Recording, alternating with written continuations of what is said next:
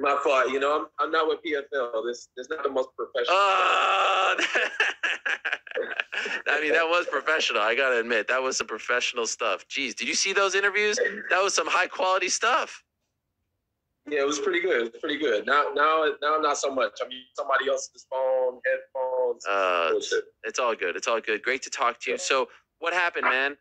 We find out first, before I ask you what happened, how did Chael Sonnen break this news? Can I ask you that? Where did he get the scoop? I went to know first, you know. Chael is the right guy to go to about anything drug related, and you know, I go to him for a lot of advice. So he's one of the guys that in this sport I definitely trust a lot. Okay. So what happened? Tell us what happened. So I popped for Adderall in my last fight. I didn't apply for the TUE like I should have. I spoke with Novinsky a couple months before the fight when I actually was taking the drugs. You know, told him it was from a doctor and all. He told me to apply for the TUE, and I thought that I wouldn't need to because I would get off of it soon enough for the fight. But I guess I still had a small amount of it in my system left. So had you applied for it, none of this would have come out? It wouldn't have been an issue at all? Yeah, it wouldn't have been an issue. But, you know, I got a little arrogant in it. You know, I thought that I would be fine without it and that it just would get out of my system like much faster. But I think with not cutting as much weight and it was just some I should have applied for the TUE. That I still kind of kick myself in the ass over it because it's a legit prescription. It's a legit diagnosis. And I think I just went about it in an unprofessional way to get that done. So I'm no expert when it comes to Adderall. Doesn't seem to me like a performance enhancer. Why is it banned based on what you've learned? I mean, it's not a performance enhancer. At least from what I can tell from it, you know, from using it, it definitely works. You know, it enhances life for sure. And it helped me to solve a lot of issues that I've been dealing with for a very, very long time. So it definitely helps you in life, but I don't necessarily know if it ever helped make me bigger, faster, stronger, or even focus more during the fight. And I think that's one of the things you can even see during this fight is I kind of lost that focus in the second round, and I wish I could have been on it. You know, I probably should have just smoked weed or something. Then it would have probably been a whole lot better. How long have you been using it for? It's been about a year, since June of 2020. I first got diagnosed in 2018, and I just kind of like did the same that I had been doing all them years up until after the second knee surgery. Then I realized like, oh, I need actual help in order to quit being the same old kid that's doing the same things. And when you're saying like the same old kid who's doing the same things, what do you mean by that? Like, what was the issue? What were you trying to correct? I mean, ADHD, I think, is one of those things that kind of gets tossed out a lot. I think a lot of people kind of have it, but for some, it's more extreme than others. For me, it's I lose track of every fucking thing, you know. And I've kind of always been that way, and kind of always only been interested in the things that really, really interest me. If it's a life or death type of a situation, but that's not always the best way to be as an adult. You know, you got to be interested in things that you can't do.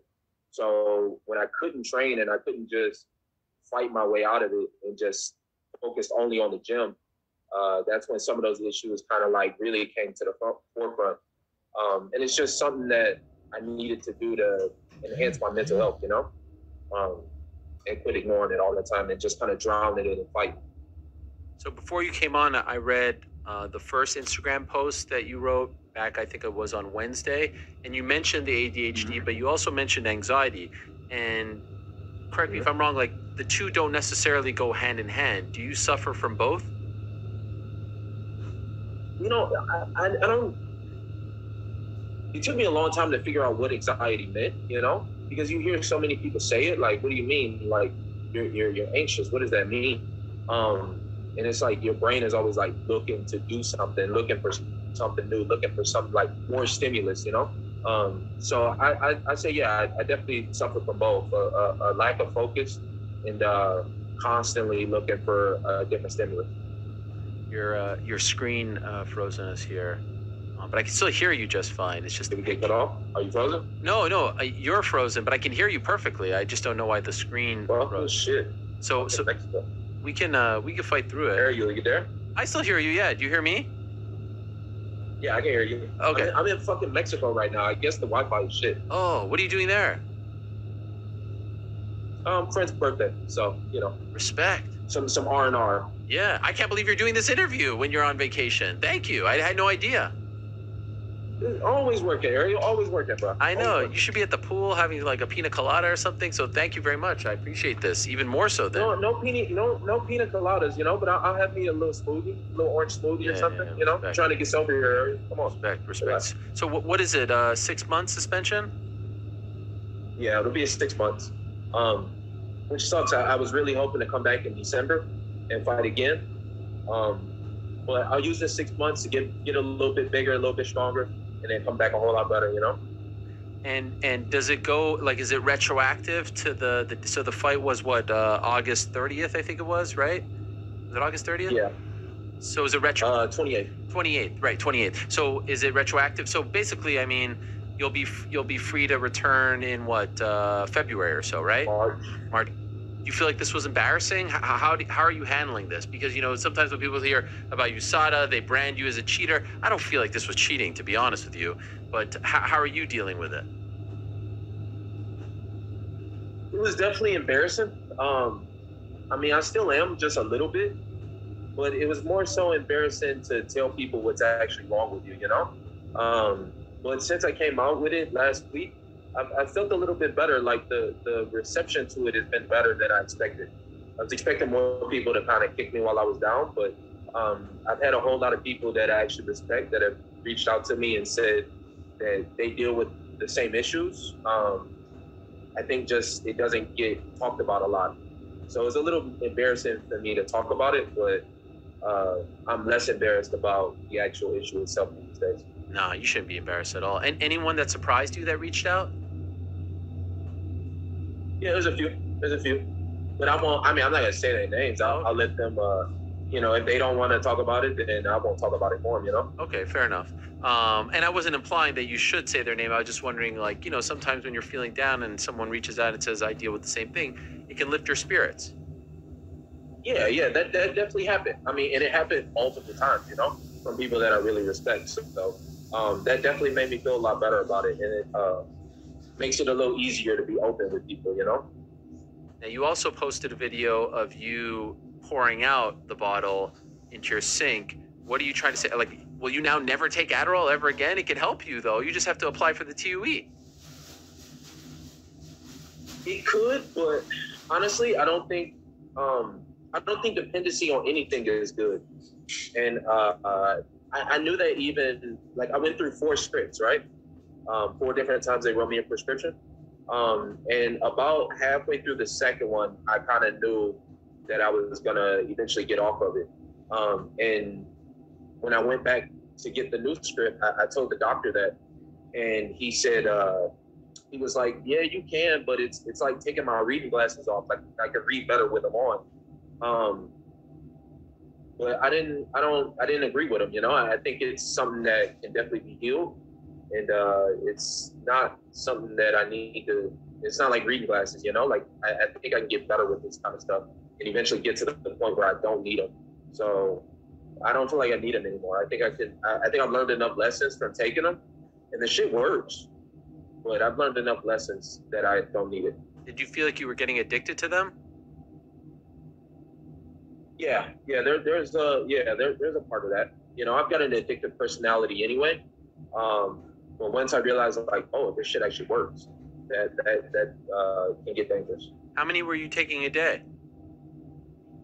2 a day. That was the most.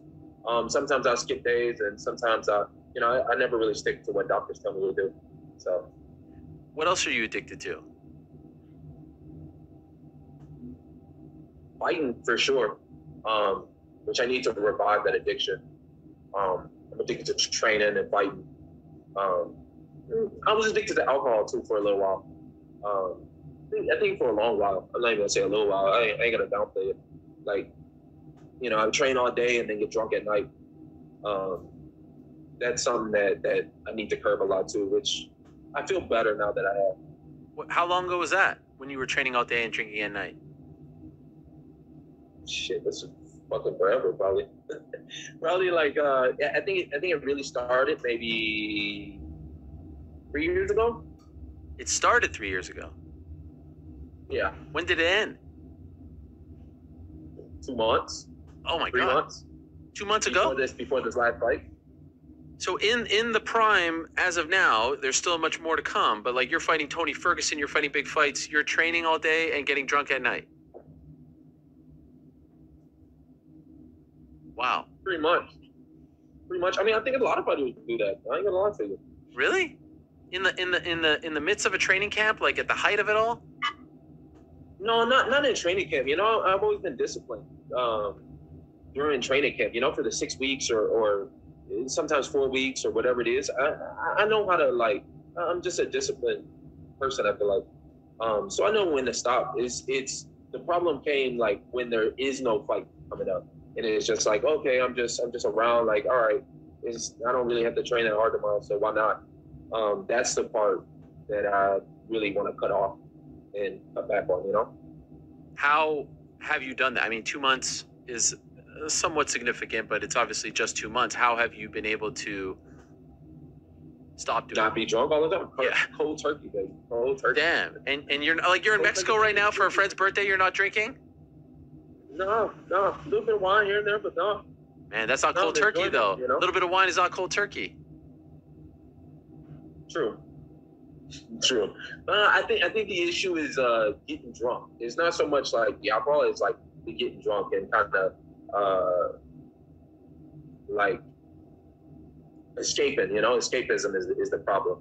It's not necessarily like the alcohol necessarily. It's the getting drunk part. So yeah, no more getting drunk. I wish I can go the rest.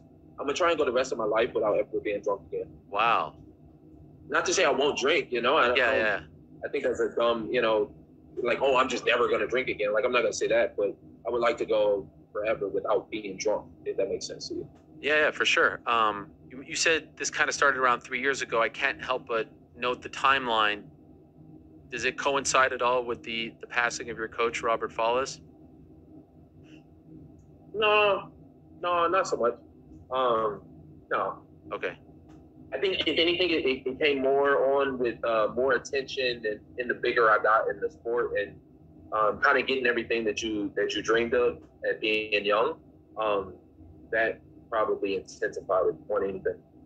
Do you worry that at some point when you're older, 50, 60, and your fighting days are done, you'll look back on this time and say, man, I shouldn't have been drinking. I should have been treating myself like a professional athlete, treating my body with respect when I was, fighting these big fights.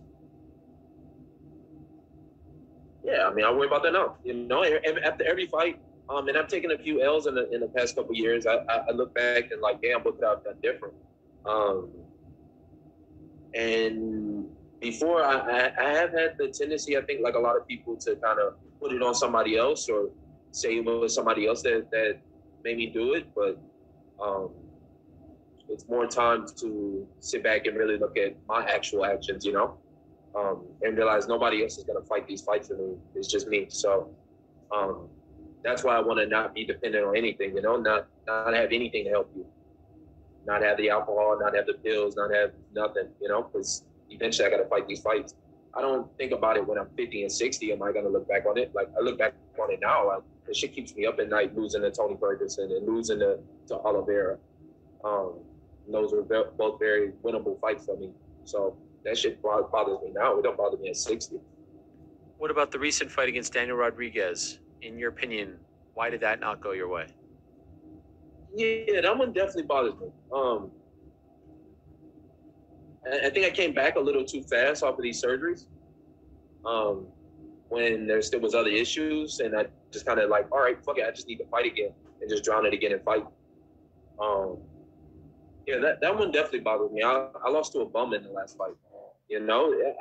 losing to Tony and losing to Oliveira is one thing, but this last one I lost to a bum, and that's never happened before. So, yeah, that won't be the hardest. No respect for him after going toe to toe with him. I mean, I respect anybody that step in there, but just because you respect you don't mean a spade isn't a spade, you know? Damn. Okay, fair enough. So in a weird way, the suspension maybe will allow you not to rush back. Maybe you were saying December. Now it gives you a little more time to, I don't know, if you needed the time. December is in 2 months. It's in less than 2 months. So Yeah. maybe this is a blessing in a weird way. Yeah, in a roundabout way. I tell myself that too. I definitely need to get my legs stronger again. That's one thing I noticed. Like as soon as that fight started, that I just didn't have the same legs underneath me that I did before. Like a couple times I tried to pick them up or tried to hold them on the ground, and my legs just they aren't as strong as they need to be. So I could take these next 2 months and build on a little bit of size before I get back into a training camp. So you're right. I think it'll end up being a blessing in disguise. You know. In the past, just curious, did you apply for a TUE for the Adderall? No, I never did. I mean, I told USADA about it, Yeah. And I wrote it on the whereabouts. I mean, not the whereabouts, Like the pre-fight questionnaire form, whatever? yeah, every time you take a drug test with USADA, you got to tell them what you're taking, the supplements and stuff. So I always wrote it on there, but I never actually applied for a TUE, no. And that's simply out of ego? Like there was no because you're allowed to up to a certain amount, right? No, it's because I fucking need Adderall, Ariel. Like I don't remember to do basic shit. Like all I want to do all day is fight, and then do some other shit. Like I don't do basic shit. I don't pay bills. I don't, I'm like a little kid, bro. I don't take care of paperwork. So who does that for you? Who pays the bills for you? Who takes care of that? Your boss. Oh, I can't cuss, huh? That's probably you can cuss. You can do whatever you want. Did we lose him? Damn, that was like a climax to the interview. Let's see if he picks up. Oh, it's actually busy. See, you guys were telling me the truth. Not that I don't believe you, by the way. I do believe you guys. Oh, it's ringing now. Oh, you see that? That's international calling. Kevin. Yeah, Kevin, I'm here with you. Unfortunately, we have to get to. We're actually still live right now, and I'm calling you on my cell phone because I was getting impatient. I needed some closure. I didn't want to end the interview like that. Yeah. So I just want to say. I thought you were going to come back on. What's that? It wasn't connecting. All right. What you want to say? I just wanted to wish you the best, and I appreciate you being so honest with us. No, appreciate it, Harry. Appreciate it, Yeah, like I said, these things I think not a lot of people talk about. So Lewis Harrison talk about them sometimes, but me, I don't give a fuck. Don't be embarrassed. You give a lot of people courage to speak up. So do your thing. I wish you the best.